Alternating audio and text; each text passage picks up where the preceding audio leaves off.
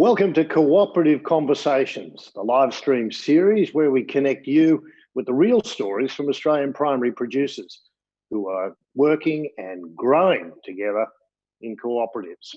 Hi, I'm Pete Lewis, and one way or another I've been helping Australian farmers tell the story of food and fibre production here for the past 25 years.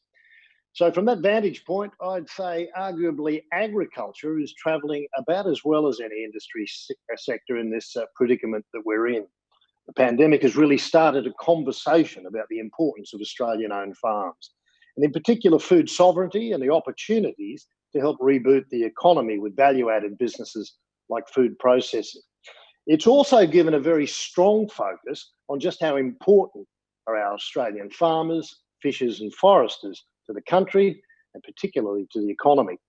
The past 10 years, of course, have been very character building, very challenging times for farming, from droughts to floods and fires, the issues brought to light in the recent Royal Commission into banking, and of course the pandemic we're experiencing right now. All of this has put increased pressure on farmers and communities. So in an industry predominantly made up of single producers competing in global markets, how do we keep our farming businesses healthy? Tonight, we're here to explore if cooperative business models could be part of the solution by future-proofing our Aussie farmers. And to get the ball rolling, we could not have assembled a better lineup to bring us not only the Australian perspective, but importantly a global perspective and how things are right here and right now. From the University of Missouri's Columbia campus, we are delighted to welcome Professor Mike Cook. Jimmy Wilson, who is the CEO of CBH, Australia's biggest grain handler. Fiona Simson is President of the National Farmers Federation. Emma Robinson joins us from North Queensland and the Beef Collaboration Project at Charters Towers. Kevin Franey is a partner with TNR, representing the Chartered Accountants of ANZ, and he comes in from Lismore. Emma Thomas is the CEO of Achmea Farm Insurance, and Melina Morrison, CEO of the Business Council of Cooperatives and Mutuals. Welcome, everybody, and thanks very much for your time. Melina Morrison, co-ops have had a presence in Australia since the 1850s, within really a couple of decades of European settlement here and the opening up of a new colony for farming. That's absolutely right. They've been around since before Federation. They've been bringing farmers together across the supply chain. They've been allowing them to cut out the middle guy, reduce their input costs so that they can get back more of the value to the farm gate. And they've also been allowing farmers to bring the strength of small businesses together so they can access export markets. They can team up, if you like, to act like a larger player in a market that they wouldn't be able to access as independent businesses. BCCM is the industry body for cooperatives. How many do we have here in Australia, and why do you think they are so important in this context? Well, there's more than 2,000 cooperatives. They're right across the economy. But if we drill down just on agriculture, there are 230 of those, and they're right across the farming commodities. So we're talking about fishing, forestry, all types of farming, but also they bring together farmers to control assets like irrigation and port access and transportation. So they're really important to the agricultural economy. There's about 24,000 independent businesses, farming businesses, that are members of these cooperatives, and they employ many more Australians, seasonal labour. So it's a really significant part of the economy. Now, cooperatives or farmer-owned businesses necessarily have a different overall purpose and mission statement to investor-owned firms. What's the cooperative difference, and why is it important that cooperatives are part of the conversation in the future of farming? Well, the main difference is that they're member-owned rather than shareholder-owned, which means that they can bring together a lot of independent businesses. They can allow them to scale, to cut out the middle guy, so that they can control and own the supply chain right from the paddock to the plate. This is really important, not only for Aussie farmers, but also for Australians and the Australian economy. At the moment, we're really thinking a lot about food security. We're thinking about supply chain resilience and this new term, or perhaps it's an old term, sovereign capacity. And that's our ability to be able to produce things that are 100% Aussie owned. They're rooted in their regional economies, and they bring the strength of smaller players together. So that's a real advantage, particularly in an area like farming, where you're trying to smooth out the good and the bad times to make it more profitable and sustainable to be a farmer. Melina, thanks very much. That's a really great springboard to get us into the rest of our conversation. And now we switch to Australia's national farm lobby group, the National Farmers Federation, and their president, Fiona Simson. Fiona, what are the big issues that really threaten the sustainability of farmers in 2020? Thanks so much, Pete. It's sustainability is about our industry continuing to grow and to thrive, and that's what the real focus of our sustainability is. And so NFF has a vision for our industry to be at $100 billion worth of value at Farmgate by 2030.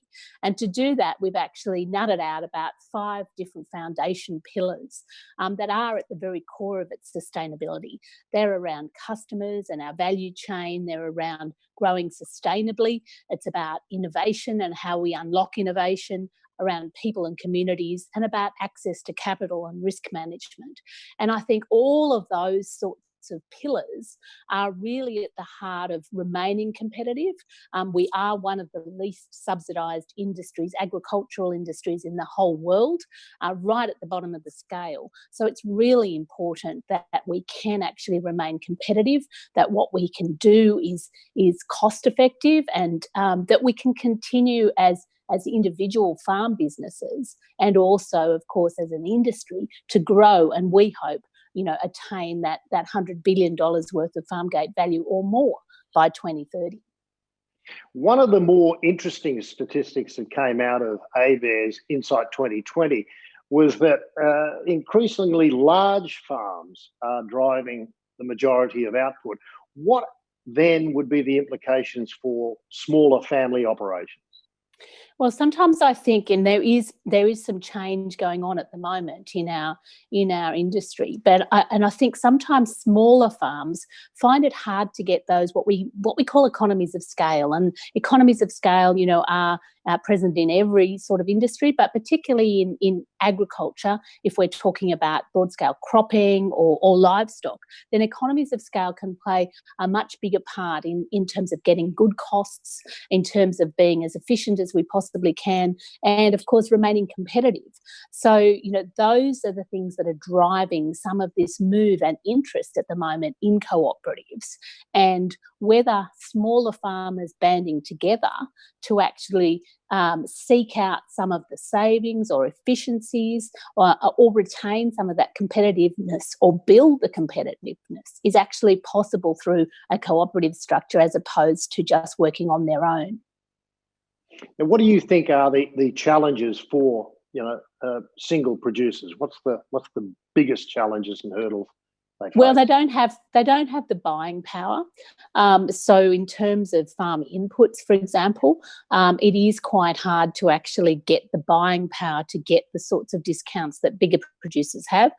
We know that we have absolutely no influence at all on the price per tonne of grain that we get. That's all globally determined. The same as livestock prices. All of these things now happen through factors way out of our own control.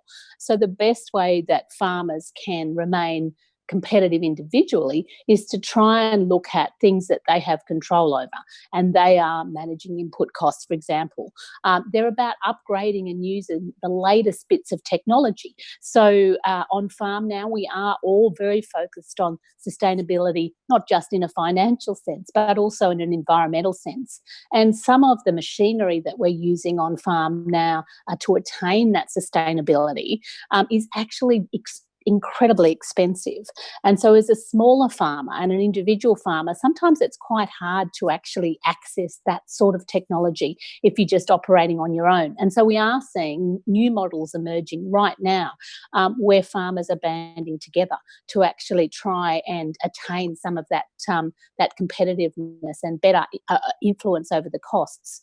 Risk management's another one where, again, we're seeing new models emerging where farmers are working together to try and attain some control over their risk. It's very hard to do as a small farmer and an individual farmer, but if people actually work together and band together, then it might be much easier to have some control over risk management. And all of those things, of course, are a part of these 5 pillars. And if you actually nut out and go through any of those 5 pillars, I think you'd see where sometimes being a smaller individual farmer makes it hard to actually make some headway in those pillars.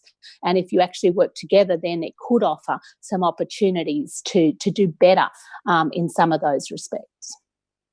Fiona, thanks very much for that. You mentioned size and scale, and in the Australian context, they don't come bigger and more established than the CBH Group, Australia's biggest grain handler. And Jimmy Wilson is with us. It's great to have you join us, Jim. CBH was formed in 1933. What was the original sort of rationale and motivation for that? Oh, thanks, Pete, and thanks for having us here today. Look, during the Great Depression, it was realised that a cheap and efficient bulk handling system would reduce grower costs and strengthen the struggling wheat industry. So the trustees of the Wheat Pool WA and Wesfarmers Limited jointly registered the Cooperative, as you said, in 1933, some 87 years ago. The objective really was simply to move grain from the paddock to the marketplace as cost effectively as possible. And prior to this, growers were actually transporting in Hessian bags, and clearly that was unsustainable and something that the value was actually all in the logistics and the transport. So really CBH was then set up then and has really not strayed from its purpose. Well, the world, of course, has changed immeasurably over 9 decades. Is the cooperative model still as appropriate and effective today as it has been? Absolutely. We don't believe the scenario has changed at all. I mean, it's really about getting the product, as I said, from the paddock to the marketplace as cost effectively as possible, selling it for as much as possible, and trying to reduce the cost of those inputs to that. And so being a co-op has allowed us to maintain the lowest cost storage in Australia. We're about half the costs of our counterparts over east. And this is just very viable today. Specifically also for West Australia, where we are largely export orientated. With the current challenges that we face, does being part of a cooperative have more benefits? Is there more benefit to being part of a cooperative in this scenario than operating under any other company structure? Oh, absolutely. So, look, if you think about it, we represent the growers of West Australia, and the growers of West Australia, if they lose control of their outbound logistical chain, and that goes to a corporate, the corporate is not necessarily going to be charging at cost. The corporate is going to be charging at what price they can get. And obviously they'll be in a very strong negotiating position because it's thousands against one, and that one has got all the power. So the cooperative model is absolutely valid and essential to ensure that those costs are kept low, that outbound logistics costs is kept low, and growers are made as competitive as they possibly can. You've got to remember that they are competing against the Black Sea, which is growing. They're getting their logistical outbound systems improved and that sort of thing. And so there's a lot of competition out there in those export markets. So clearly for farmers in the CBH group, there is strength in numbers. Scanning the horizon, what do you see for the future? What's next for CBH? Well, look, we continue to, obviously we've got a very, very comprehensive network here in West Australia. It is important that we deploy capital to sustain that network, to keep it up to scratch, to keep it maintained and in good condition. Growers have been very innovative as well. So, even though the hectares are not really increasing or more hectares are going to cropping, the yields are improving because growers are being more and more innovative. They got better equipment. Fiona was talking about this earlier. There's a lot of innovation going into getting more tons per hectare. And so we've got to also then take into account that we're getting around about a 3% growth in the average crop. So we've got to grow the network at the same time. And we've been doing that recently. We've grown and will have grown in the last 3 years and going out to the end of 2020 by 2.5 million tonnes in storage. You compare that to the previous 8 years, that was 1.8 million tonnes of growth. So you can see that growth has accelerated. We are rationalising the number of sites down to 100. The objective there is to reduce costs. And then, of course, we're getting more involved on the input side in fertiliser. So that's where we're really heading. Quite enthusiastic about the future, Pete. Thank you. Thanks, Jimmy. We really appreciate your input. So from the west of Australia now, we go to the Midwest of the US and to the University of Missouri, the Columbia campus, and Professor Mike Cook. Welcome, Mike. It's great to have you join us. You've worked in 60 countries and published over 100 works. I guess there's probably no one more experienced around the cooperative model than you. Why is the model different to other business models, and what are the parts that really matter to this model? Good day, Australia. It's wonderful to be here. Your question's a very pertinent one, and it's asked in many different languages, different countries, different cultures, etc. But the way I try to just communicate with people on how is a cooperative different and therefore who might benefit from it is I ask 3 simple questions. Who owns the organization? Who controls it? And who benefits from it? So who owns? In a cooperative, it is the member, the patron. In a non-cooperative, it will be a shareholder. What does that mean? Well, if a member owns the organization, he will have a different objective function than will a shareholder. A shareholder will want a return on his investment. The member will want a return on his investment at home. He or she will want the cooperative to do well, but the primary objective is to enhance his or her social economic well-being. Now, who controls this entity, this cooperative, this group? It's usually, depending on the country again and the laws, it's usually a member has a relatively minor vote, one important vote, but it is not number of shares owned. It is the member being a member has 1 vote. And finally, the third issue or difference, let's say, is who benefits. And the benefactor of a cooperative is that user controller, meaning the member. And therefore, that every energy put into owning and controlling the cooperative leads to greater benefit to that member per se. So the shareholder of an investor-owned firm wants it in growth in the value of shares, or the value of the shares, right? Or a dividend. Whereas in a cooperative, it comes back in the price that the cooperative earns and shares, just as in Jimmy's, if you look at CBH's the background of Jimmy's, where he's sitting, is that creating and returning value to the grower.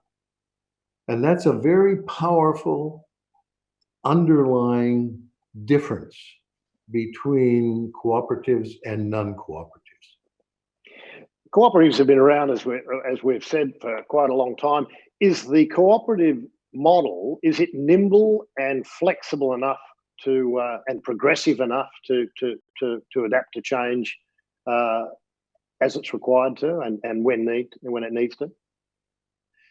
We're currently doing a study on that. In the United States, we have 2,000 agriculture cooperatives. 250 of them, actually 274, are more than 100 years old. Another 750 are between 75 and 100 years old. So, of course, the natural question becomes, why are they so old? And if they're so old, why are they still around? And so this is a very interesting question, and it's a more complex question than one can come up with quickly. I mean, one could say good genes, right? Well, what are the genes of a cooperative per se? Well, what we find is the co-ops that are more than 100 years old, they have what's called a touch or a process of cooperative genius. I'll explain that perhaps later with another question. Another is these members have learned, and they've passed down to their daughters and sons, how to deal with other producers, farmers, in a civil and democratic way. It's so critical. This behavioral aspect is critical in cooperatives, and it's an attribute that can be learned, and that's something that I think all of us who work in cooperatives, we don't spend enough time perhaps appreciating how important that is. So why have these cooperatives become, why do they have this longevity? And as Jimmy Wilson was just saying with CBH, it's very interesting. They listen very carefully to their members, and they adapt, and they're very flexible in adapting to the needs of those members. Now, in most businesses, strategy drives structure, but in a cooperative structure, it plays into the strategy. What do you mean by this, and why is this important for those considering establishing a cooperative?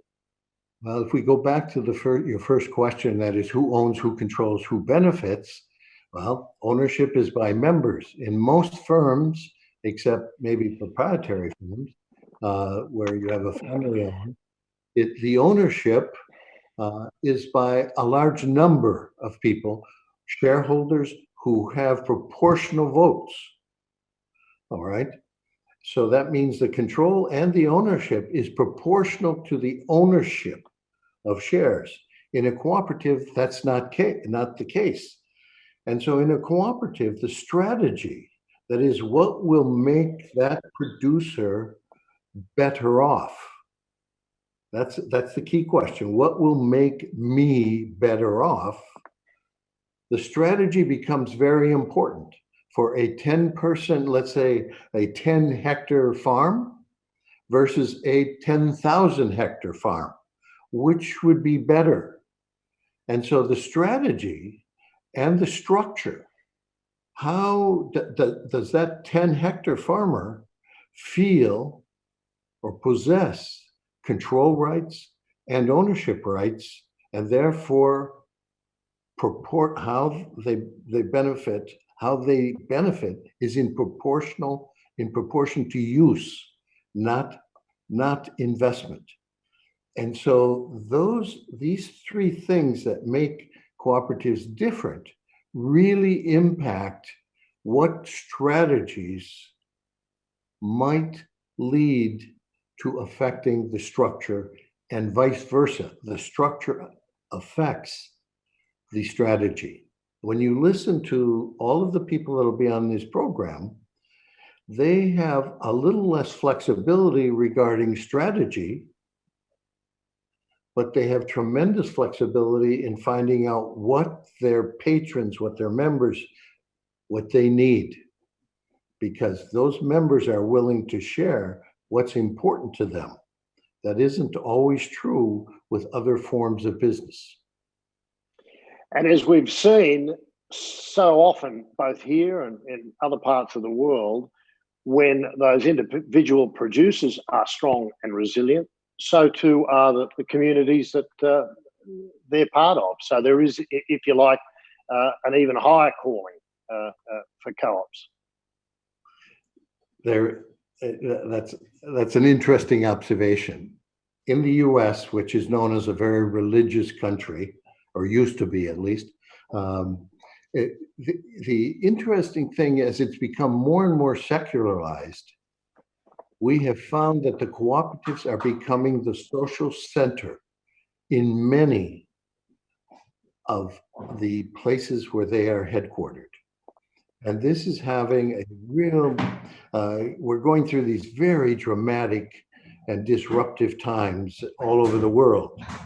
But where you are used to knowing every neighbor, having the cooperative there brings a sense of stability.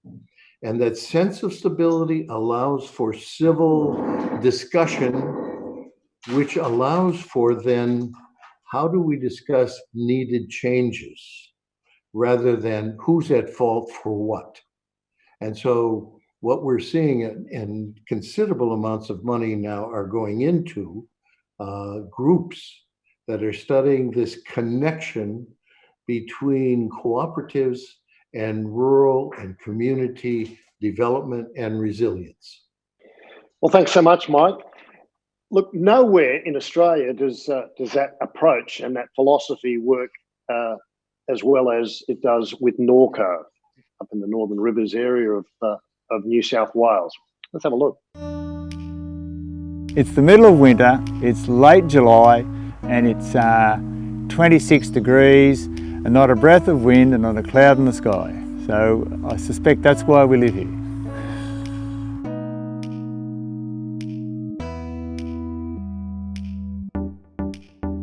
Norco has been around in the Northern Rivers for many, many years, and indeed a lot of country towns around here were built by Norco. It's always been owned by the farmers. It's always been Australian. I get a great delight. I sit on my back porch and watch the cows coming down from the dairy, because the dairy is just at the back here. I take great pride in the quality of stuff that I do in my cabinet. People know that they're going to get a good quality product when they buy it. That includes the Norco milk as well. I've got 46 neighbours. There isn't one of those people around me that don't buy Norco product. Because it's owned by people in the community and they're spending their money here locally, it keeps the community growing, keeps it going.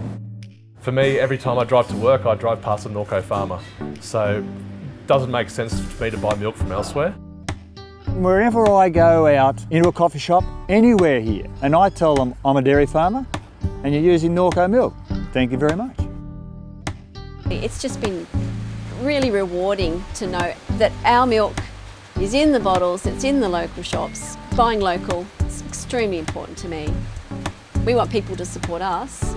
We want to be able to support them as well. You can live it, see it, drink it. It's lovely.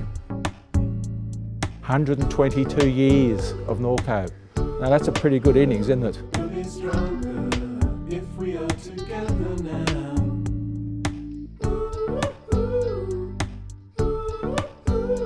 We'll be stronger if we are together now. Well, as we can see from the Norco example up there in the Northern Rivers of New South Wales, co-ops can sustain communities as well as industry. Does anybody else have some experience and some insights into that they'd like to share with us? Pete, the message that I take from the Norco example is that, rural communities really need to drive their own visions and their own opportunities. And that's about, yes, making our farm businesses more profitable, but it's also about creating new businesses and new employment opportunities beyond simply our own farms.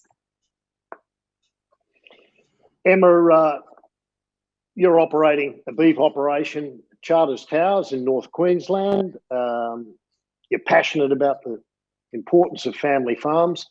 Why is that so significant for you and so important for what you do and where you do it? Pete, so for me, family farming's always been central to the integrity of our food system. It's more than agriculture. We're talking about good food. We're talking about our environment and our knowledge of the environment. We're talking about our community, and we're taking a multi-generational view. And I think there's a growing sense from our consumers and our communities that the more they support family farmers, the more they know about the food that they're eating. And I think historically there's always been that interplay between food and family farming and the environment. And I think at this time, we're seeing that interplay play out more than ever. Emma, you've spent a lot of time studying the cooperative model and you established the Beef Collaboration Project. Why did you do that? I've always had a really strong sense of the value of farmer collaboration, and I think the impetus for taking that passion further was really the tough drought that we've just coming out of. So we had a situation where we had globally beef prices at record highs, and we had prices that we were getting for our cattle at all-time record lows. So that insight and understanding why that occurs, I guess, is the impetus for thinking differently about different business models and how we can do business. And I guess the collaboration project that I founded was really based on three principles. And the first one is that we need to be low-cost producers. And collaboration can help us reduce our costs. We can leverage our scale for opportunity. The second, I guess, principle is that supply chain dynamics are changing. The closer you are to consumers, the more value you can create, the more ability you have to leverage that new value. So we can collaborate to help family farmers get further down the supply chain. And I think that's particularly important in the beef industry, where because of the export nature of our markets, we need scale. Scale is important. The third principle is the idea around knowledge, and knowledge being power. So the ability to integrate farmer insights, farm data, farmer analytics through collaboration can enable us to create those new networks, new knowledge, new innovation that makes us able to make better business decisions. So how's it working out? Are you getting traction? So through the support of the collaboration project and the funding that we've had through the Australian government, we've been able to implement our business model. And that's really been at this stage we've implemented it locally for the benefit of our members. And we're now starting to transition to a formalised structure and a bigger scale. So we've really started the project focusing on what we can control. So most of our activities have been pre-farm gate, laying a foundation for us to then move beyond the farm gate into the supply chain.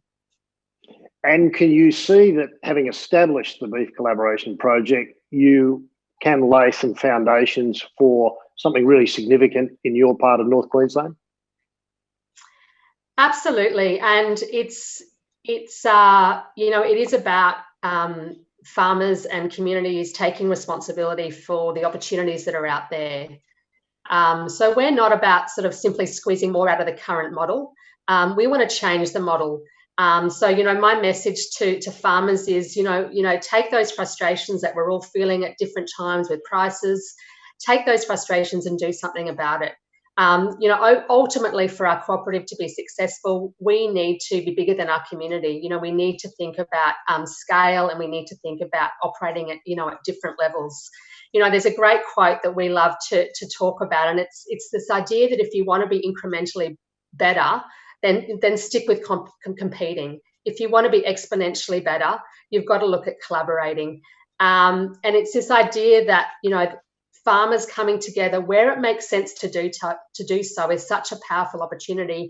And I think it's going to be the next leap for Australian agriculture. The idea of farmers collaborating and the ability to leverage the opportunity that comes out of that is the next big step. Great to talk to you, Emma. Sounds very exciting times for you and for that project. Back to Fiona Simson now. Fiona, do you think the cooperative model could potentially give smaller producers the ability to compete at greater levels than they could on their own? Yeah, I think there's little doubt that when properly structured, the cooperative model certainly offers some amazing opportunities for smaller producers and individual producers to pack a much bigger punch and actually to be able to, in terms of the 5 pillars that I mentioned earlier, really be able to kick some goals in that space. If we think about attracting talent to your business, about unlocking innovation in your business, about access to markets and getting the best price for your product, about trying to negotiate and use, the most recent and updated machinery, and about getting, actual access to some of the things that big producers take for granted in terms of whether it's technology or capital or risk management or whatever it is. I think it does offer a lot of opportunities, and that's one of the reasons why at the moment we're really seeing some of these really interesting new models emerge. And it's important, I think, for people to really have a good look at what is out there at the moment and what is possible, because the landscape is changing almost every day at the moment. With around 70% of our produce exported, what do you think is the priority for Australian farming going forward? So clearly, exports really are important to Australian farmers, and they're important for competitiveness. We have, domestically, depending on where you live in Australia and what you produce, then sometimes it is hard for a lot of competition, or for farmers to see that there is a lot of competition that is actually affecting your price and affecting your market. And exports are incredibly important. In the last decade, we've seen horticulture, for example, probably experience double-digit growth over all of those 10 years. And part of that has definitely been driven by exports. Pardon me. Now, by farmers actually working together and banding together in a cooperative structure, then they're actually able to access some of those export markets much more readily and much more easily than if they worked on their own. Sometimes the whole thought of exporting your product and focusing on consumers and what they want and targeting your product to that particular market is quite difficult if you're just a single farmer. Whereas working together, accessing some of that expertise that a bigger operation gives, or a bigger cooperative gives, can actually mean that you are able to access a much better price for your product, and also some economies of scale, and actually at the end of the day be much more competitive yourself. Thanks, Fiona. One of the points we made at the outset is that although we are in somewhat uncharted waters, agriculture seems to have just ploughed on. And the NFF came out with a very interesting campaign, I think, during COVID-19, saying essentially, we've got your back. Yeah, and we were really pleased to do it in the face of real panic buying, people really worrying about whether they were going to have access to enough food to eat in Australia, not just things like toilet paper, but, some of our staples like pasta and flour and bread and meat, all the things that people take for granted on a daily basis. And it's certainly underlined to us how important it is that we keep talking to consumers about agriculture, about how much food we do grow here in Australia, and about how lucky that is, and to give back a little bit and put a little bit back into that trust bank. And if I look again at my 5 pillars, customers in the value chain, incredibly important. We need to keep talking to our customers. We need to keep talking to consumers so that they really understand agriculture in Australia, understand that modern agriculture is a fantastic thing, and understand that here in Australia we produce so much high quality good food that they're never going to be run out of food. Thanks, Fiona. Look, in a sense, we're only ever limited by our imagination and money. So now it's time to talk finance, and we're delighted that we've been joined by Kevin Franey, who's a partner with Thomas, Noble and Russell in Lismore, representing Chartered Accountants ANZ. Kevin, is there anything about the cooperative model that makes it effective for agriculture compared to other models? Yeah, hi Peter. Thanks for having me on today. Yeah, certainly. I think as all the other speakers have pointed out today, cooperatives are owned by the members for the members.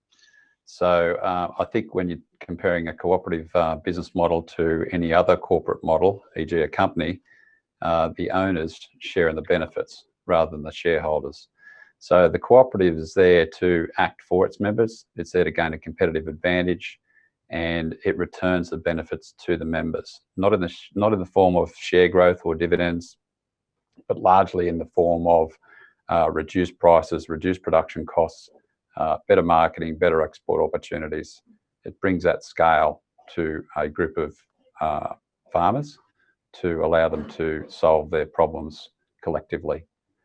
Apologies, Peter. I think probably the other, from an accounting perspective and a tax perspective, the cooperative model provides a distinct advantage in relation to tax benefits. It's largely similar to a company tax environment, but it allows cooperatives in certain circumstances to gain a competitive tax advantage on their borrowings, where the government or the Income Tax Assessment Act allows them to claim a tax deduction for the repayment of debt.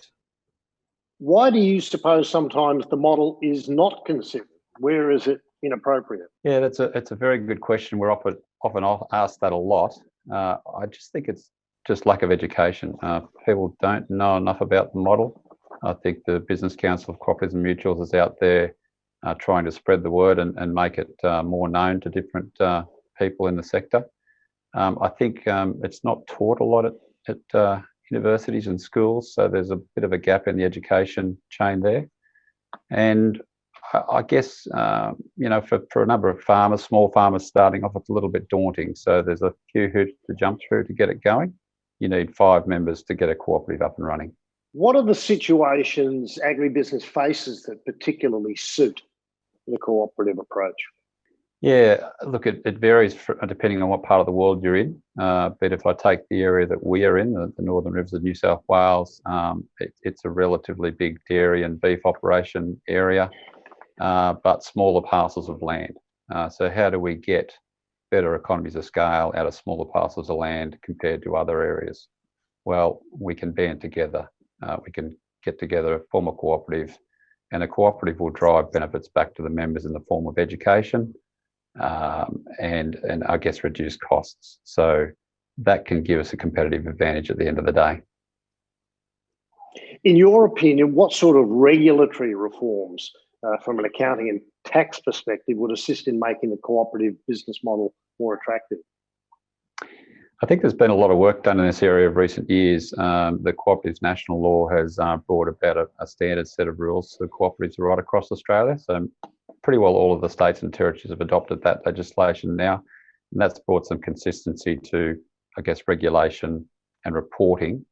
If I think about financial reporting, there's really, I guess, a relatively good level of consistency, and there's benefits provided to small cooperatives if you're under, say, 8 million turnover, 4 million in assets, or 30 employees.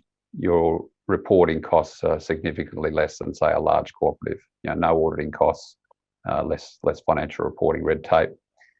On the tax side of things, I think there's a little bit of work to be done there. It's quite complex in some cases, determining whether you can get deductions for your loans, etc.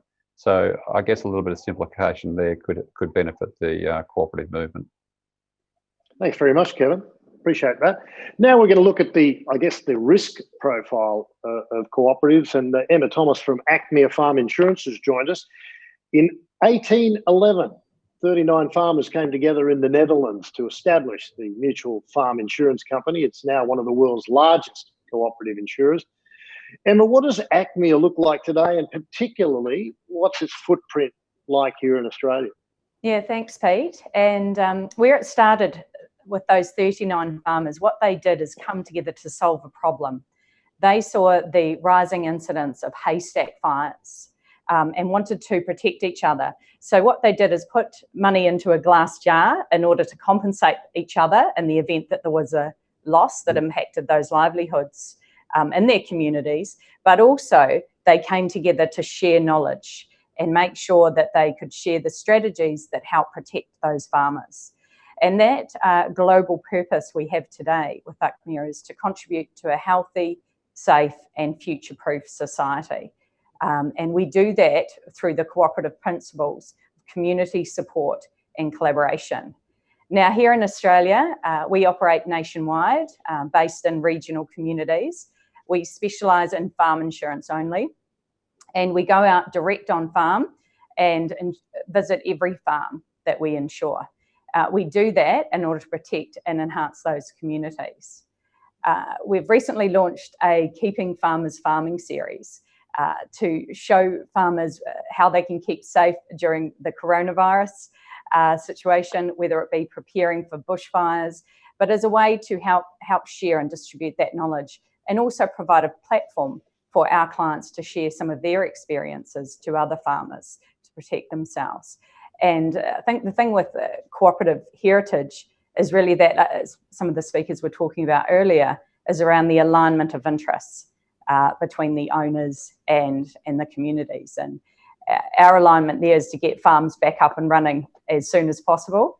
And we understand that farmers need that to be able to continue to produce. A couple of years back, ABARES identified that Australian farmers manage significant variability, whether it's climate or commodity prices. In fact, more so than other farmers around the world and compared to other sectors domestically.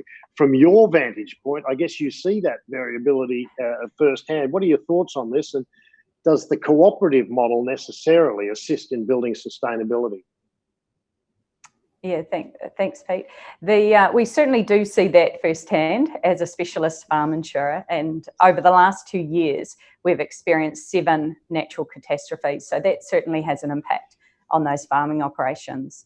What we look to do is when we're out on farm talking to clients, we start with what their risk management framework is and have a good discussion around how they're managing risks.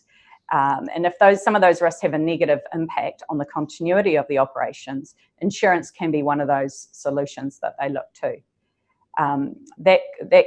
Going back to that cooperative approach, it's using those innovations that we see, and there's some good examples coming out of the Netherlands. We've got a partnership with a company whose digital risk analysis tool, Blue Label, and what they do is they look at sharing knowledge around how susceptible certain buildings are, so that they can become more flood resistant in future. Another example I think would be a good one here in Australia is around solar powered cars that drive around all day, charging up and can come back and plug any excess electricity back into the grid. Now, if we're able to do that on harvesters around Australia and out when we're ploughing paddocks for most of the day, being able to come back and have a sustainable business operation that can put back in to run the farm sheds, I think can support that as well. And the other thing I wanted to say there is the Netherlands is also second on the list in that index around significant variability. And I think they also being an export country, we share a lot of the same risks that farmers do here. Appreciate that, Emma. Fantastic. Yeah. Now, we're just about out of time, but we do want to tell you a couple of very important things about this. Cooperative Conversations is part of the Cooperative Farming, a new online education resource for farmers. Melina, what is the program and how can people access it? Thanks, Pete. It is exactly as you described. It's a program of education, of support, information, and most importantly, it's a chance to learn from other farmers, as we have today, about the cooperative business farming model. So we've got into a partnership with the Commonwealth Government to deliver this program for the next 12 months. So it goes until July of 2021. And you can apply for an education bursary. You can ask for a farm mentor. You can get one-on-one support and bespoke advice around your collaboration or your cooperative ideas. And online, you can access this great suite of free resources that are all about learning about the cooperative business model, accessing education resources. The website is coopfarming.coop, but more importantly, we'll also be talking to farmers right at the farm gate about how they're doing these collaborations together and really digging down into the challenges that all farmers and fishers face. It could be access to capital, risk and insurance, as Emma's described today. It could be about member engagement or how you govern your collaboration or your cooperative. So it will be as much about farming and the challenges of farming as it is specifically about how you set up and run a successful cooperative. Cannot wait. Thank you, Melina, and a big thanks to our guests from near and far. Now, make sure you do tune in for our first interview series, where we begin by talking to Stuart Crosswaite from Mountain Milk Co-op about their journey of forming their co-op after the collapse of Murray Goulburn. It'll be followed by a great round table discussion exploring when and why co-ops succeed and sometimes when they fail. So you go to conversations.coopfarming.coop. And remember, the series is available both live and on demand. If tonight's really got you inspired and to look at how cooperative could work for your business, or maybe you're already exploring the cooperative alternative and want some assistance, just go to Cooperative Farming's website, coopfarming.coop, as we said, for a bunch of different ways. The Cooperative Farming Project can give you a hand, and there's even a hotline if you want to speak to somebody directly. But for us, for now, that's it. See you next time.